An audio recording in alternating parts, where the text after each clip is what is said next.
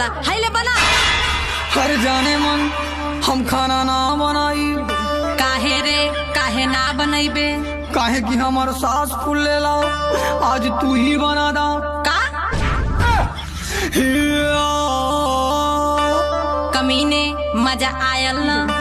अरे मेरी जान मुझ में थोड़ा तरस खाओ ना। बना के खाना पहले मुझको तुम खिलाओ ना। मेरे बाबू मेरी सोना मुझे अब जाने दो। रुको जरा मुझको अपना डंडा तुम उठाने दो। देखा हम पति हैं तोहार, तू हमार पत्नी हो।